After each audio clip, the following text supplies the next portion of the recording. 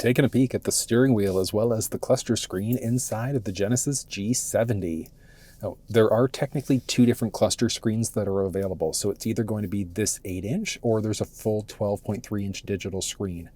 This 8-inch is a digital on the right-hand side with the traditional speedometer off to the left versus the 12.3-inch digital is fully digital across. But you still do have very similar functionality between them.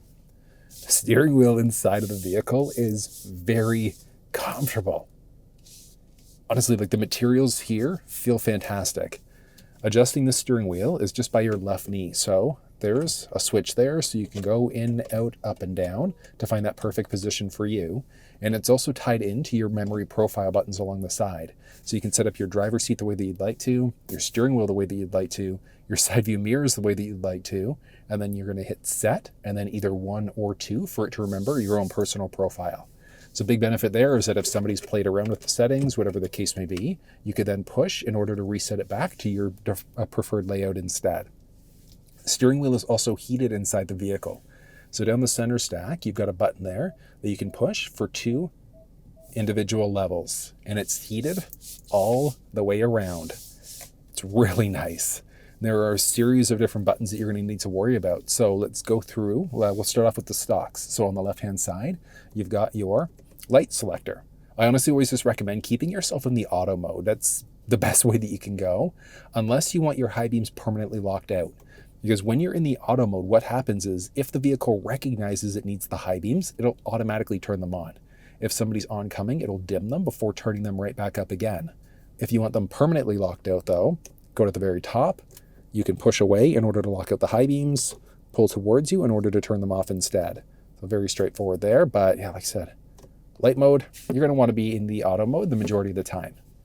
Stick on the right-hand side is going to be for your wipers. So you could drop yourself into different modes. When you're in the auto mode, there's a little selector switch to change up the speed.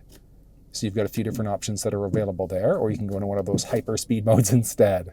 And then you're going to pull towards you in order to get the wiper fluid going. The car also has paddle shifters, which I love my paddle shifters. They're such a useful feature. Mine is on the left-hand side, plus on the right side, so you can easily drop down gears this way if you wanted to get a little bit more launch, or if you wanted to rely on engine braking. And then you can also push the plus button in order to increase your gear. For the most part though, you're just going to be using this in order to drop down gears. But if you want to walk through on how to actually use paddle shifters and when you should be using them, check down in the description of this video. I've put together a comprehensive walkthrough explaining how it's done. But they're such a useful feature once you actually get the hang of them. And then there are a series of other buttons. So the buttons on the outside, actually, let's go to the right side first. So right side here, you've got a few different options available. So first one is going to be a mode button, and that's going to let you do a few things. So you can set it here, but that essentially is going to let you jump between all of your available sources for your audio. So if you tend to listen to Sirius XM, FM, and Sounds of Nature, you could then push the mode button there, and that's going to jump you between all of those various options instead. You've also got this little star button, which lets you do a few things as well. So you can activate quiet mode, turn the radio on or off, pull up your map, go home, and so many other things. So you can customize these buttons to make them do almost everything that you'd like to do. On top of that, you've also got the option of going up and down this way in order to jump between different stations. So if we were on our radio for a second there, actually, let's go to FM. Ooh, there we go. You can then push down and up in order to jump between. So there are no presets saved, but if there were, that would jump between presets by just pushing up. And yeah, no save presets. But if you had presets saved, you could go up or down to jump between presets, or you do a longer press and hold in order to be able to search for stations that way. But honestly, your best bet, tune to 94.9 FM. Now listening to FM 94.9. Using your voice instead is so amazing. Like, I love the flexibility being able to do that. So you can do things like change radio stations. You can navigate using your voice. There are so many controls that you can use by hitting the voice command prompt. Inside of the cluster screen as well, there's a command option. Some available commands. And this tells you everything that you're able to do. And like I said, there are so many things that you can do with using that button. You can answer or hang up on a phone call. And then there's also a volume rocker. So you can go up and down this way or push in order to mute instead. The buttons along the left-hand side, You've got your smart cruise controls, so you can toggle it on that way as you're driving. And then once you find the set speed that you like, you push up, and then that's essentially going to set it. And then you can either increase or decrease 1 kilometer or 1 mile per hour at a time. You can push in the middle to cancel or temporarily pause it. You can hit the brake to pause it, and then you just push that center button again in order to resume your previously set speed.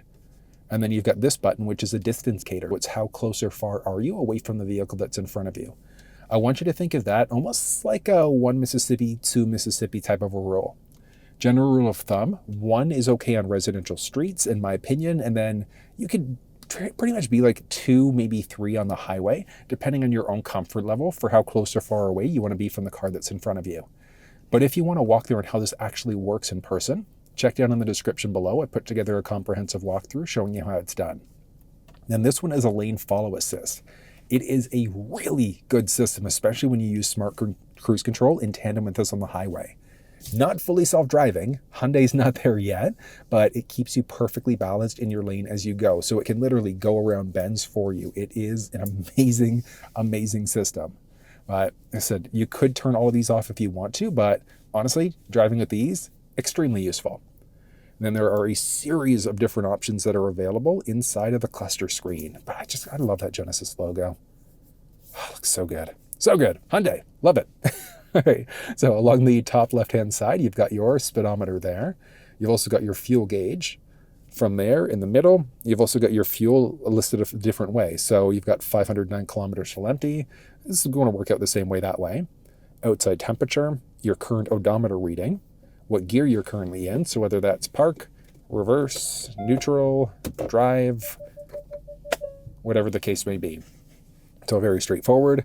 And then you've got your different buttons there as well. So you can see there, that lane follow assist is turned off. This one's a lane keeping system. So if you start to veer over into another lane without signaling, you'll get some haptic feedback letting you know. And that's the same way with a few other things. So if you go to change lanes and there's somebody that's in your blind spot, love that blind spot view monitor. But if there's somebody there, you'll get a haptic warning letting you know. So a little bit of a steering wheel vibration. Really useful setting. And I mean, you saw there. There's also the blind spot view monitor, so you can see what's going on the left or the right-hand side there, which is pretty neat. If you were in the option with the fully digital cluster screen and you hit left, it would show up on the left-hand side, and then the right would obviously show up that way, but there's also an indication letting you know which one you're looking at there. But I mean, I love it. It utilizes those side-mounting cameras in such a cool way. And then you've got these buttons here, and that's going to let you drive between a few different pages as well. So it's straightforward using these pages, but let's dive through them. So starting off, you've got your fuel. Your current is from the time that the car was last turned off, or last turned on, I should say. So that's your current counter. From there, you've got your since reset. So think of this as like your total trip 1 counter instead. So pick the vehicle up, drove it about 60 kilometers, was averaging about 7.6 liters per 100, which is pretty good. Actually, it was less than that. It was about 7 liters per 100. And then from there, actually, there were a few more options. You can reset these too. So your current trip or your since reset, if you push and hold this scroll wheel in the middle, that's going to reset those values. So if we look at current trip, push and hold, you can see there, it's zeroed it out. Moving down, there's also tire pressure. So you can see we're perfectly balanced there. Current engine temperature, as well as which wheel is getting which amount of power, which is pretty neat. When I was driving on the highway, it was predominantly driving using the rear wheels instead, and that's going to optimize fuel economy. But obviously, if you're going to be gunning it, you might use all 4, and then it's going to give you a little power indication of which wheel is getting which amount of power. It's pretty neat. And then you can also select some contents. So driver assistance settings, when you push that, that's actually going to launch into driver assistance settings inside of the infotainment system. So you've got a few things that you could look at. Active sound design is pretty neat, but you've got your illumination and then your content selection as well. So you could adjust the brightness inside of the infotainment system there, but there's also a switch by your left knee. Oh yeah, you're definitely not going to see that. But yeah, there's a switch by your left knee B-roll in order to be able to adjust the brightness that way instead. And then inside of the infotainment system, there's a blue light filter, which is useful later on at night because it's going to reduce eye strain as well. And then content selection. So what's showing up inside of the cluster screen? You've got your wipers, your blind spot information. So that's the blind spot view monitor that we were looking at there. Icy road warning is kind of an interesting one. And then welcome sound when you first turn the car on or off. But if you want a full walkthrough on the infotainment system, you'll find that down in the description of the video. The only other one I'm going to point out here is going to be, well, I guess I'll do two, your turn signals. So when you hit the stick in order to turn, so you've got either 1, 3, 5, or 7 flashes. So a matter of preference, I usually just go 3. And then you've also got your high beam assist. So the high beam assist, that's when you're in the auto mode. And if the vehicle recognizes it needs the high beams, it's going to turn them on. If somebody's oncoming, automatically going to dim them for you instead. So relatively straightforward from that perspective. And then if we look back, you've also got your driving gauges as well. So as you're driving, you'll notice that as vehicles pass on the left right-hand side, you'll also see a little box. And then if you've got different safety settings enabled, like if you've got the the smart cruise control system enabled, things like that, those icons will show up. It said that conditions aren't met there because I'm parked. But as you start to drive, as long as your foot's not on the brake, you could then toggle it on that way. And then you've also got your map. So that's one cool thing. So if we've got a route going right now, so let's cancel out. And actually, you know what? Why don't we do this? Navigate to Tim Hortons. Please say the line number. So Canadian of me. To this location? I gotta use my voice there, but it's just quicker to go this way instead. But look at this.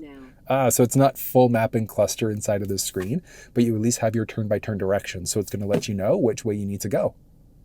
Pretty useful. Just cancel out just to get back to your basic compass there instead. And then the only other one to point out inside of this is that down the center stack, there's also a dial that you can move in order to jump between different drive modes. So primary drive modes, you've got your eco mode, more for like economically conscious driving. Comfort is essentially like a normal mode. Sport versus Sport Plus. Sport Plus is going to turn off your traction control, stability control system, and also unlock launch control, which is amazing. And then you can go into a customized mode instead. But general rule of thumb, like you're going to be sport mode, for myself anyways, sport mode the majority of the time when I'm just regular city streets. I switch out to eco mode normally when I'm on the highway. I'm normally never in the comfort mode though. And yeah, you can customize and make your own mode. And the big benefit there is that you can essentially say what you want your steering wheel to feel like, what you want your suspension to feel like, and things like that as well. So it gives you some customization options. But I know that's quite a lot of information, but that's everything you need to know about the steering wheel as well as the 8-inch cluster screen inside of the Genesis G70.